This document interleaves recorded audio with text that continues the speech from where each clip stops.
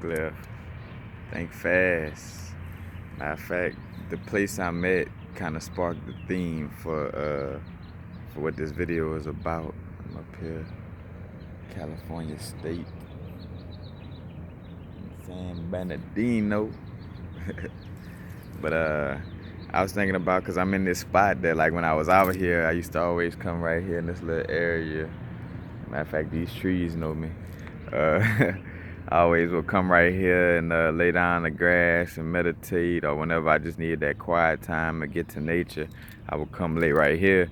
And I thought about how, places that you connect to nature or connect spiritually, through meditation or just connecting to that area, it's almost like marking your territory, as far as like when the dogs piss in a certain area, and which in essence that is like a vibration, like that urine has a vibration signature, you know what I'm saying, that's holding space in essence. And the same thing when we meditate in certain areas, it's like that's why we'll have a certain comfortability, like where we'll be comfortable in a certain spot more than others because of the repetition of meditating in that spot. It has a built up energy field, there from you continuously meditating there.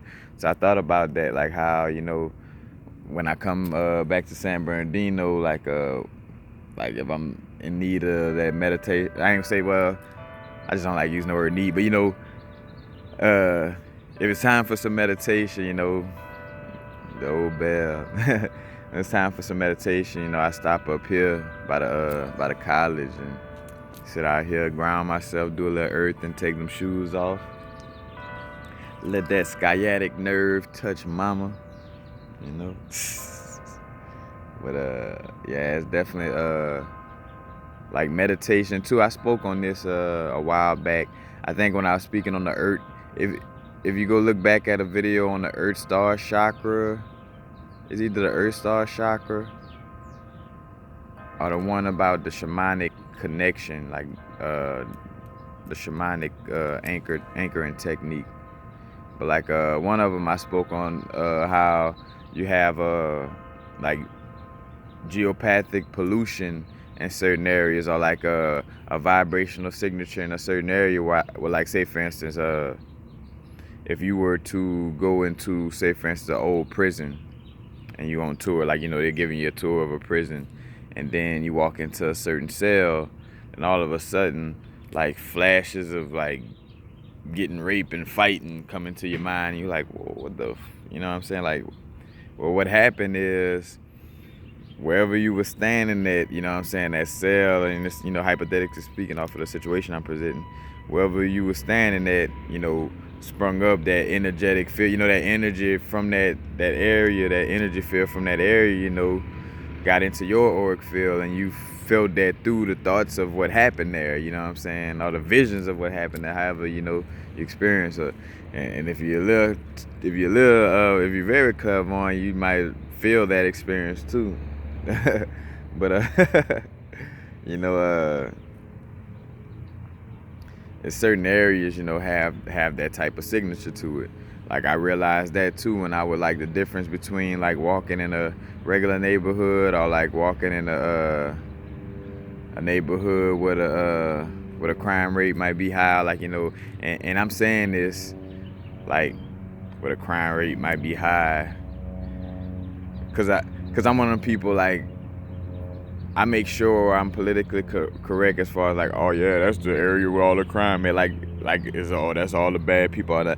Nah, that's just where, society and the government then place things in that type of manner to where it's like that. But anyway, I could feel the difference in like where you walking through different neighborhoods, and say for instance like a more more hood neighborhood or whatever, like where it might have a little violence or whatever.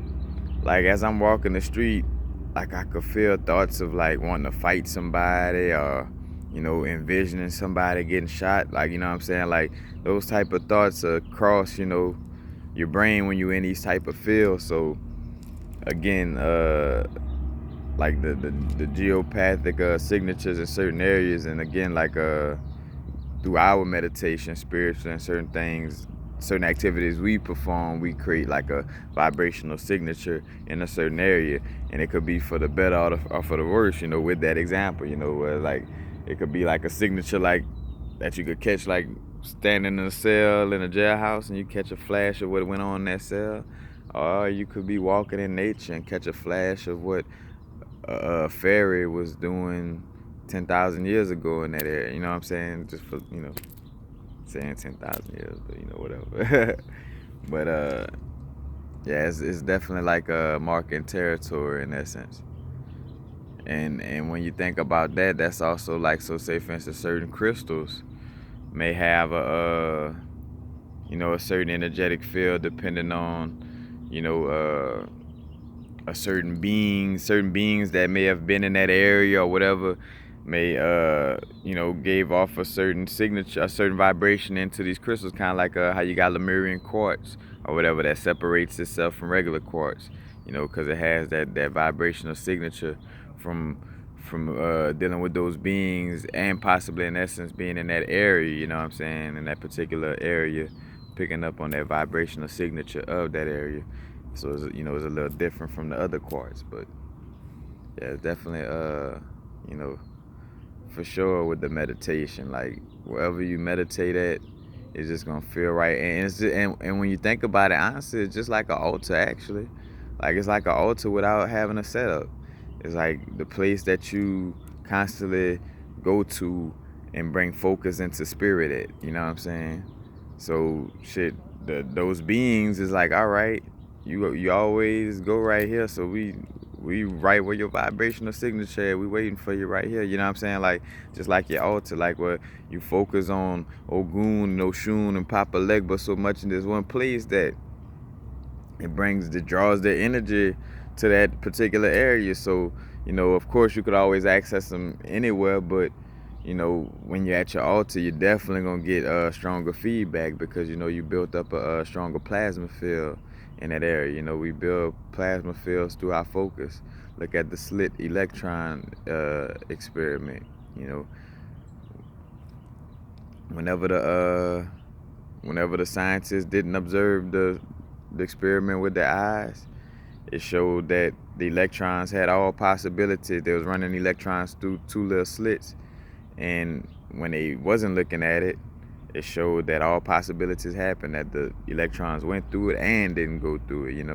So when we not, what we focus on grows. So but when they focus on it, then the experiment went well, because our focus creates matter in essence. You know what I'm saying? We are psychokinetic. Like, again, I think I put that in the video where we don't feel like it, because we think a psychokinetic is like, if I think of an apple pie and it just should pop up right now, but like materialize in my hand, pop up. But what's the difference if you think of an apple pie and then somebody call you like, hey man, I'm about to come by your crib, man, I'm stopping by this spot, man, they got some good apple pie, you want some?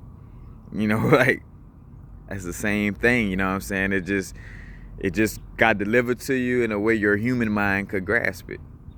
Because your human mind, you basically might pass out or die if you fucking materialize something in your face, because you're so in such a lower vibration that, it would shock you. You know what I'm saying? Like, things of a high vibration, would shock you, like as above, so below, the polarity, switching between polarities. You can't go from a being that can't perceive that ghosts exist to a certain extent, and then go to actually materializing things in front of your face. That really won't happen like that. That's why spirit guides deal with us through electronics and numbers and stuff like that, because a lot of us not ready for that full contact. And energetically, most of us not in general too, because as far as like really seeing a higher being or have a higher being in your presence, like physically, like your physical being wouldn't be able to handle that high vibration in your presence. I tell people, like, if the purity of source vibration, or just like a high vibrational being, was to come in your presence, you probably would die in essence. Like your flesh and your humanity wouldn't be able to exist in the presence of that. You know what I'm saying? Because it's almost like being on those as above so below, or like being on the astral plane. Like, well, that's why the heart can't weigh, heavier than a feather. So it's an algorithm. Like it ain't no, oh, they judging me off of I did this and that. No, it's just a simple algorithm. If you thought that matrix was too real, and it's in your thought form, so you could kind of consciously try to say, oh yeah, I think I know the matrix fake, I think the matrix fake. But if you're living your life like you think it's real, or if you feel it's real through your lifestyle, even though you're saying it's fake, your body gonna be held down when it's time to, you know what I'm saying? I say your body, your soul, because again, your soul is light. But your soul starts to pick up the material fragments of your body when you begin to think that that's what you are. Then it's like your soul in essence start to blend with your physical being a little too much in essence, you know what I'm saying? And it that gets into your soul and stops your soul from getting to a certain place in the astral plane. So, that's it, yeah. That's it. Just how certain little signatures of like where you meditate, things of this nature, you create like a certain little field, almost like an altar that you could come back to and access that same energy in essence. But peace.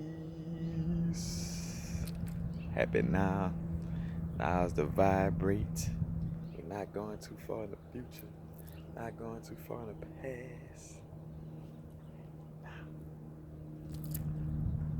Oh.